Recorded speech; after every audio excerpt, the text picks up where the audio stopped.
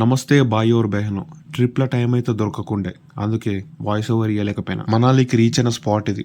Scene మాత్రం జబర్దస్త్ ఉండే. Business విషయానికి వస్తే తెలుసు కదా, అది మాత్రం ఆగదు. నేను ఇక్కడ ట్రిప్పులు పట్టుకొని తిరుగుతున్నా, అమ్మ వాళ్ళ ఆడ పని చేసుకుంటారు అనే బాధ మాత్రం గట్టిగా ఉండే.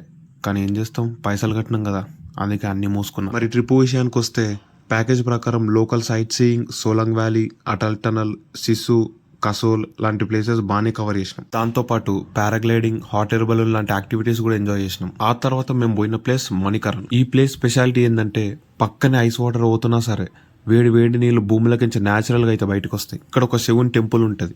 ఇక్కడ ప్రసాదం ఎట్లా తింటారో వింటే మీరు షాక్ అవుతారు. ఒక చిన్న బ్యాగ్ల బియ్యం ఆ వేడి వేడి నీళ్ళలో ముంచుతారు. ఆ బియ్యం ఎప్పుడైతే అన్నం అవుతుందో దాన్నే ప్రసాదం లాగా స్వీకరిస్తారు. ఆ తర్వాత మేము పోయిన ప్లేస్ 3 తరాలకు ఒక్కసారి చూడగలిగే మహాకుంభ మేళ. ఇక్కడ ఎక్స్పీరియన్స్ రేపటి వీడియోలో చెప్తా. Bye bye.